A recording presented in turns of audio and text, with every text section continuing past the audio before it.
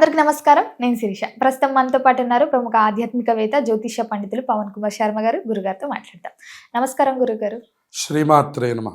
గురుగారు, ఈ జనవరి 25వ తేదీన రథసప్తమి అని ఉంది. ఆ రోజు పైగా ఆదివారం, ఇంకా సూర్య జయంతి కూడా కలిసి వస్తుంది. సో ముఖ్యంగా ఆ రోజు విధి విధానాలు ఏంటంటారు గురుగారు? ఆ మంచి రోజుని మనం ఎలా ఉపయోగించుకోవచ్చు అంటారు? సప్తాశ్వరథమారూఢం ప్రచండం కశ్యపాత్మజం శ్వేతపద్మధరం దేవం తం సూర్యం ప్రణమామ్యహం. సవితృసూర్యనారాయణ పరబ్రహ్మణే నమః. సూర్యనారాయణమూర్తి మనకి ప్రత్యక్ష కర్మసాక్షి, ప్రత్యక్ష భగవానుడు. మిగతా దేవతలు మాకు కనపడలేదండి అనడానికి అవకాశం ఉందేమో కానీ సూర్యుడిని మనకు కనపడలేదండి అని అనడానికి అవకాశం లేదు. ఆయన మీదనే ఎన్నో రకాలైనటువంటి కర్మాగారాలు, యంత్రాలు, మన దైనందినమైనటువంటి జీవనమే ఆయన మీద ఆధారపడింది. ఎందుకంటే మన సూర్యోదయం వస్తే కానీ అసలు రోజు మొదలైందని అనుకోం మనం. ఉదాహరణకి సూర్యుడు రాలేదనుకోండి, 9, ఇప్పుడు చూడండి చలికాలంలో 8, 9 అవుతుంది అనుకోండి, మీరు వెంటనే లేవడానికి ఇష్టపడరు. బాగా సూర్యుడు వచ్చాడండి అని తల్లులు తండ్రులు కూడా తిట్టి లేపడం ఏమిటంటే, ఒరే సూర్యుడు వచ్చేసాడరా నువ్వు లేవరా అంటున్నాడు. అంటే మన గమనము, మన జీవనము, మన దైనందినమైనటువంటి నిత్య కర్మలు అన్నీ ఆ సూర్య భగవానుడి మీద ఆధారపడ్డాయి. ఇలా మనకి సూర్య భగవానుడు మనకి నిత్యము మనతో ఉండి ప్రతిరోజు ఉదయం మీరు పట్టించుకోండి పట్టించుకోకపోండి, ఆయన వచ్చి ఆయన పని ఆయన చేసుకొని మళ్ళీ సాయంత్రం 6 అయ్యేసరికి డ్యూటీ దిగి ఆయన వెళ్ళిపోతారు. అంటే వెళ్ళిపోతారంటే మన దగ్గర నుంచి వెళ్ళిపోతున్నారు, ఇంకో చోట ఆయన పని ఆయన చేస్తుంటారు. ఇలా మనకి ప్రత్యక్ష భగవానుడైనటువంటి సూర్యనారాయణమూర్తి యొక్క ఆవిర్భావం జరిగినటువంటి రోజున మనకి మాఘశుద్ధ సప్తమి అని చెప్పారు. ఆ సప్తమి చాలా గొప్పదైనటువంటిది. ఆ రోజున ఎవరైతే ఈ సూర్యనారాయణమూర్తి యొక్క ఆరాధనని చేస్తూ ఉన్నారో వాళ్ళకి ఇహలోకంలో ఉండేటటువంటి సమస్తమైనటువంటి భోగాలు, అందులో భోగాల్లో కూడా ముఖ్యమైనది ఏమిటి అంటే ఆరోగ్యం అని చెప్పారు. ఆరోగ్యం లేకుండా మనం భోగం ఎలా అనుభవిస్తామండి? ఇవాళ మనకి ఉదాహరణకి షుగరు, బీపీ అని 2 చెప్తున్నాం, అవి శంకుచక్రాలు. అవి లేని వాళ్ళు ఎవ్వరూ లేరు. అదే మనం ఒకవేళ షుగర్ లేకపోతే 2 స్వీట్లు ఎక్కువ తింటాం కదా. ఉదాహరణకి మనకి బీపీ కనుక లేకపోయినట్లయితే మనం కాస్త మంచి పదార్థాలు ఇంకా 4-5 తింటాం, మంచి ఆవకాయ పచ్చడి తింటాం. ఎప్పుడైతే బీపీ అటాక్ అవుతుందో మనం వీటన్నిటికీ దూరం అయిపోతాం. ఇలా మనకి మహావ్యాధులు అని మనకి వేదంలో కొన్ని విశేషాలు చెప్పారు. మరి ఇవన్నీ ఎలా పోతాయి అనే మాట అడిగినప్పుడు ఆ ప్రత్యక్ష భగవానుడైనటువంటి సూర్యనారాయణమూర్తిని కనుక ఆరాధన చేసినట్లయితే మనకి ఈ అనారోగ్య సమస్యలు అనేటటువంటివి మొట్టమొదట పోతాయి అని చెప్పారు. ఇది అందరికీ తెలిసిన విషయమే, ప్రత్యేకంగా చెప్పక్కర్లా. అయితే ఇంకా ఏమొస్తుందని అడిగారు. సూర్యుడు ఐశ్వర్యాన్ని అనుగ్రహం చేసేవాడు అని చెప్పాడు. భానో భాస్కర మార్తాండ చండరశ్మి దివాకర ఆయురారోగ్యం ఐశ్వర్యం శ్రియం పుత్రాంశ్చ దేహిమే అని. ఆయుష్, ఆరోగ్యం, ఐశ్వర్యం, శ్రియం, పుత్రులను అనుగ్రహం చేసేటటువంటి వాడు. మరి ఆయన సంతానం కలగాలన్నా సూర్యభగవానుడి యొక్క అనుగ్రహం ఉండాలి జాతకంలో. అంతేకాకుండా అధికారం రావాలి, మనం ఏదో మంచి అధికారంతో కూడినటువంటి ఉద్యోగం చేయాలి అని మన సంకల్పం చేస్తున్నాము. ఎవరికి అక్కర్లేదండి అధికారం? ఎవరి ఉద్యోగంలో చేస్తున్నారో వాళ్ళ యొక్క కరెక్ట్గా వాళ్ళ పదవి ఏదైతే ఉందో దానికి చక్కగా న్యాయం చేస్తూ ఉండాలి. మన ద్వారా ఇంకా 4 బతకాలనే దృష్టి అందరికీ ఉంటుంది, అది లేని వాళ్ళు ఎవరు ఉండరు. కాబట్టి దానికి సూర్యభగవానుడి యొక్క అనుగ్రహం ఉండాలి. రెండోది, అసలు ఉద్యోగం లేకుండా నిరుద్యోగస్తులందరూ బాధపడుతూ ఉంటారు, చాలా కాలం నుంచి ఉద్యోగం లేదండి అని. అటువంటి వాళ్ళకు కూడా ఈ సూర్య ఆరాధన అనేది చాలా గొప్పది. ఈ 25వ తారీఖు 25 కూడా చూడండి, మీరు కలిపితే 7 వస్తుంది. 5, 2, 7. తర్వాత ఆదివారం సూర్య భగవానుడు, తర్వాత సూర్య జయంతి, తర్వాత సప్తమి సూర్య భగవానుడు పుట్టినటువంటి రోజు. ఇన్ని రకాల విశేషాలు కలుస్తున్నటువంటి ఆ రోజుని తప్పకుండా మనం అందరం సద్వినియోగం చేసుకోవాలి. మరి ఏం చెయ్యాలి ఆ రోజున అడిగితే, తప్పకుండా సూర్యుడు రాకముందరే నిద్రలేచి స్నానం చేయడం. ఇది అన్నిట్లోనూ కామన్. ఈ మాట అనేటటువంటిది మనం ఎట్లా అయితే సూర్యభగవానుడు రావడం, మనం ముందరగానే స్నానం చేయడం అనేటటువంటిది అది ప్రతి పండగ రోజు ప్రతిరోజు కూడా అది కామన్గా ధర్మశాస్త్రం మనకి ఎప్పుడు చెప్తున్న విషయం. ఆ తర్వాత మనం చక్కగా ఉదయం నుంచి 11 గంటల వరకు ఉండే సూర్య రశ్మికి చాలా ప్రత్యేకమైనటువంటి వర్ణనని చేశారు. అరుణంలో రశ్మయోవో మిథునం మానో మిథునగం రీఢ్వం అని ఆ సూర్య భగవానుడి యొక్క రశ్మి మన మీద పడుతూ ఉండడం ద్వారా కలిగేటటువంటి యొక్క ఎన్నో రకాల ఫలాలు మనకు వివరణ చేసింది అరుణం అనేటటువంటి వేద ప్రశ్న.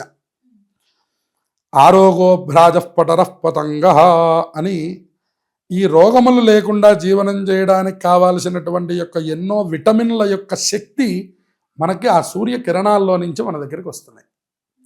అందుకని చాలా దేశాల వాళ్ళు సన్బాత్ అని మన దగ్గర చేయడానికని ఆ సూర్య భగవానుడి యొక్క రశ్మి శరీరం మీద పడడానికని చెప్పని వాళ్ళ దేశాల్లో సూర్యోదయమే అసలు ఎక్కువసేపు లేదు అనేటటువంటి విభాగం చేత ఈ సమ్మర్ ప్రాంతం వచ్చేసరికి ఒక 2-3 నెలల పాటు ఇక్కడికి వచ్చి ప్రతిరోజు వెళ్ళి ఆ సముద్ర స్నానం చేసి ఆ శరీరం మొత్తము సూర్యుడికి కనపడే విధంగా పెట్టి ఆ సన్బాత్ చేసి శరీరానికి కొన్ని ఇమ్యూనిటీస్ తీసుకొని ఇక్కడి నుంచి బయలుదేరి వెళ్ళి విదేశాల్లో జీవనం చేస్తున్నారు. మనం అర్థం చేసుకోవాలి ఏంటంటే మన సనాతన సంప్రదాయం, మన భారతదేశం ఎంత గొప్పది అనేది మనం అర్థం చేసుకోవాలి. మనకి ఇక్కడ 12 గంటల పాటు సూర్యభగవానుడి దర్శనం జరుగుతుంది. చాలా దేశాలకు ఆ భాగ్యం లేదు. 12 గంటలు సూర్యభగవానుడు కనపడడం లేదు. సూర్యుడు 2 గంటలు కనపడే దేశాలు కొన్ని ఉన్నాయి, గంటే కనపడే దేశాలు ఉన్నాయి, అసలు సూర్యుడే రాని దేశాలు ఉన్నాయి కొన్ని. మరి అటువంటి సూర్య భగవానుడు కనుక మనకు కనపడకపోతే మన దైనందినమైన జీవనం ఆగిపోతుంది. సౌరమానం అని మనం సూర్యుడితో మాత్రమే చేసేటటువంటి ఒక ప్రకరణం ఉంది. అంటే సూర్యుడు ఉంటేనే వాళ్ళు అంటే కార్యక్రమాలు అవి చేస్తారు. ఉదాహరణకు మీరు తమిళనాడు చెన్నై నుంచి ప్రాంతాల్లో మీరు గమనించినట్లయితే వాళ్ళకి రాత్రిపూట పెళ్ళిళ్ళు అసలు ఎక్కువగా ఉండవు.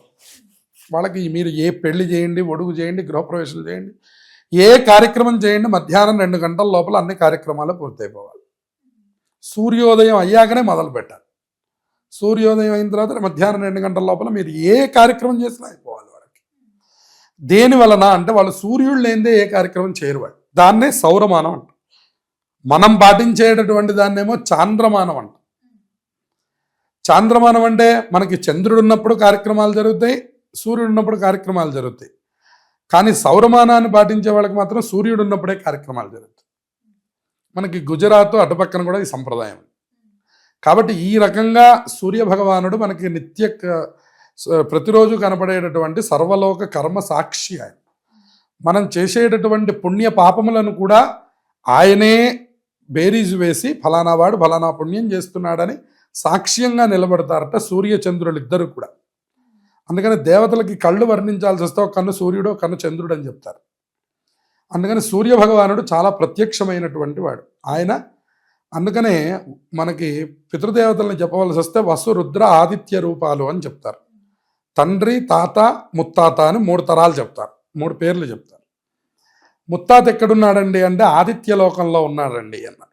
ఆదిత్యలోకం తర్వాత స్వర్గపాదేయం మోక్షం వస్తుంది. ఆదిత్యలోకం దాటాలి అంటే ముందు వసులోకం దాటాలి, వసులోకం తర్వాత రుద్రలోకం, రుద్రలోకం తర్వాత ఆదిత్యలోకం, ఆదిత్యలోకం తర్వాత మోక్షం. అందుకని ఆదిత్యుడు ఎవరు అంటే ఆయన మోక్షాన్ని ఇచ్చేటటువంటి వాడు. నమస్సవిత్రే జగదేక చక్షుషే జగత్ప్రసూతి స్థితినాశహేతవే త్రయీమయాయ త్రిగుణాత్మధారిణే విరించి నారాయణ శంకరాత్మనే. ఆయన త్రిగుణాత్మక స్వరూపం. ఆయన సత్వ రజస్తమో గుణాలు 3టిని అనుగ్రహం చేయగలవాడు. ఆయన త్రిమూర్తులకి అధిపతి, ఆయన త్రిమూర్తులకి ఆయన స్వరూపం. ప్రాతర్బ్రహ్మస్వరూపాయ మాధ్యాహ్నే విష్ణురూపిణే సాయం శివరూపాయ దివాకరాయ నమో నమః. ఆయన దివాకరుడు, ఆయన త్రిమూర్తిశ్చ దివాకర, ఆయన దివాకరుడు. ఆయన ఉదయం పూట మన జీవనాన్ని నడిపించేటటువంటి దివా అంటే ఉదయం అని అర్థం, కరుడు అంటే నడిపించేవాడు అని అర్థం. ఉదయాన్నంతా నడిపించేది ఎవరు? సూర్యభగవాన్. మన జీవనాన్ని నడిపించేది ఎవరు? సూర్యభగవానుడు. చూడండి, మనకి గవర్నమెంట్ ఉద్యోగాలు కానివ్వండి, మీరు ఏది చూడండి, సాయంత్రం 5-6 అయ్యేసరికి ముగించుకొని వచ్చేస్తాం కదండి. 5 గంటల తర్వాత మీకు గవర్నమెంట్ శాఖ ఏదైనప్పటికీ పనిచేయదు. ఎందువలన? సూర్య సంబంధం ఉంటేనే కానీ గవర్నమెంట్ ఉద్యోగం రాదు. సూర్య సంబంధం ఉంటేనే కానీ గవర్నమెంట్లో అధికారాన్ని పొందలేము. సూర్యభగవానుడి యొక్క అనుగ్రహం జాతకంలో ఉంటేనే కానీ మనకు అసలు ఒక పదవి కూడా రాదు. అంటే రాజకీయ నాయకులకు కానివ్వండి, గవర్నమెంట్ ఉద్యోగాదులకు కానివ్వండి, ఆరోగ్యానికి కానివ్వండి, అభివృద్ధికి కానివ్వండి, ఐశ్వర్యానికి కానివ్వండి, అలాగే ఆయుర్దాయానికి కానివ్వండి, ఏ రకముగా మనం చూసినప్పటికి కూడాను అన్నిటికీ మూల పురుషుడు ఎవరు అంటే ప్రత్యక్ష భగవానుడైన సూర్య భగవానుడు. ఆ సూర్య భగవానుడు జయంతి రోజున మనం చక్కగా స్వామికి ఆరాధన చేసుకొని ఓ చక్కనైనటువంటి రాగి చెంబులో మందారపు పువ్వు వేసుకొని ఎర్రటి అక్షింతలు తీసుకొని 12 సార్లు ఆ సూర్య భగవానుడికి అర్ఘ్యాన్ని సమర్పించాలి. సమర్పిస్తే ఆ సూర్య భగవానుడు సంతుష్టి చెందుతాడు. నమస్కార ప్రియో భాను అని చెప్పారు. ఒక్కొక్కళ్ళకి ఒక్కొక్కటి అంటే ఇష్టం అని చెప్పారు. అలంకార ప్రియో విష్ణు అని చెప్పారు. అలంకారం అంటే విష్ణుమూర్తికి చాలా ఇష్టం, అందుకని మనకు అలంకారాలు ఎక్కువ చేస్తాం. అభిషేక ప్రియ శివ అన్నారు. శివుడికి అభిషేకం అంటే మహాప్రీతికరమైనటువంటిది. నమస్కార ప్రియో భాను అని చెప్పారు. భాను అంటే సూర్య భగవాన్. ఆయనకి నమస్కారాలు చేస్తే బాగా ఇష్టం. యోగా ప్రక్రియలో మొట్టమొదటిది ఏమిటంటే సూర్య నమస్కారాలు. ఎవరైతే 12 సూర్య నమస్కారాలు చేస్తున్నారో మిత్రాయ నమః, రవయే నమః, సూర్యాయ నమః, భానవే నమః, ఖగాయ నమః, పూష్ణే నమః, హిరణ్యగర్భాయ నమః, మరీచయ నమః, ఆదిత్యాయ నమః, సవిత్రే నమః, అర్కాయ నమః, భాస్కరేభ్యో నమః అనే ఈ 12 నామాలు ఎవరు చదివి అర్ఘ్యాన్ని సమర్పిస్తున్నారో, ఎవరు చదివి నమస్కారం చేస్తున్నారో వాళ్ళకి ఆయన అన్నీ ఇస్తాడు. భానో భాస్కరమార్తాండ చండరశ్మి దివాకర ఆయురారోగ్యమైశ్వర్యం శ్రియం పుత్రాంశ్చ దేహిమి. మగపిల్లలు సంతానంగా కలగాలన్నా సూర్యభగవానుడి యొక్క అనుగ్రహం ఉండాలని చెప్పారు. కాబట్టి అటువంటి పుత్ర సంతానాన్ని ఇవ్వాలన్నా, డబ్బు ఇవ్వాలన్నా, అధికారం ఇవ్వాలన్నా, పదవి ఇవ్వాలన్నా, అలాగే ఒక గవర్నమెంట్ శాఖలో మనదంటూ ఒక నియమం ఇవ్వాలన్నా, మరి ఇంట్లో ఆరోగ్యాన్ని ఇవ్వాలన్నా, ఆయుర్దాయాన్ని ఇవ్వాలన్నా అన్నిటికీ మూలం శ్రీ సూర్యనారాయణ స్వామి. ఆ రోజున రాగి చెంబులో ఒక చక్కటి మందార పువ్వు, ఎర్ర అక్షింతలు తీసుకొని 12 నామాలతో 2 చేతుల్లో అర్ఘ్యాన్ని సూర్యుడికి సమర్పించండి. ఆ తర్వాత 12 సార్లు నమస్కారం చేయండి. సూర్యాష్టకం పఠే నిత్యం గ్రహపీడా ప్రణాశనం అని చెప్పి సూర్య అష్టకాన్ని చదువుకోండి. ఆ ఆదిదేవ నమస్తుభ్యం ప్రసీద మమ భాస్కర, దివాకర నమస్తుభ్యం ప్రభాకర నమోస్తుతే అని చాలా తేలిగ్గా ఉండే 8 శ్లోకాలు చక్కగా ఉన్నాయి. వాటిని సాంబ ఉవాచ అంటారు. అంటే ఈశ్వరుడే చెప్పాట ఆ స్తోత్రాన్ని. కాబట్టి చక్కగా స్తోత్రం చదువుకోవడం, అలాగే కుదిరిన వాళ్ళు ఆదిత్య హృదయం కూడా చదువుకోవడం. ఆదిత్య హృదయం పుణ్యం సర్వశత్రు వినాశనం. ఆదిత్య హృదయం కనుక చదువుకున్నట్లయితే శత్రునాశనం కలుగుతుందని చెప్పారు. కాబట్టి అందరూ కూడా ఈ సూర్య రథ సప్తమిని అందరూ సద్వినియోగం చేసుకోవాలి. ఈసారి ఆదివారం వచ్చింది కాబట్టి ఎవరు కుదరదు అని చెప్పడానికి లేదు. అందరూ చక్కగా దీన్ని సద్వినియోగం చేసుకొని ఆ జపాకుసుమ సంకాశం మన శ్లోకం చదువుతాం. జపాకుసుమ సంకాశం కాశ్యపేయం మహాద్యుతిం తమోరిం సర్వపాపఘ్నం ప్రణతోస్మి దివాకరం. ఇది సూర్య గ్రహమునకు సంబంధించిన శ్లోకం. జపాకుసుమం అంటే మందార పువ్వు అని అర్థం. అందుకని రాగి చెంబులో మందార పువ్వు వేసుకొని ఎర్ర అక్షింతలతో అర్ఘ్యం చేస్తే సూర్యుడి యొక్క దోషములు కూడా జాతకంలో పోయి సమస్తమైన శుభాలు కలుగుతాయి అని చెప్పారు. కాబట్టి అన్నీ ఆచరించి ఈ రథసప్తమిని మీరందరూ జయప్రదం చేసుకోండి. గురుగారు, మాకు తెలియని ఎన్నో విషయాలు తెలియజేసినందుకు ధన్యవాదాలు. శుభమస్తు.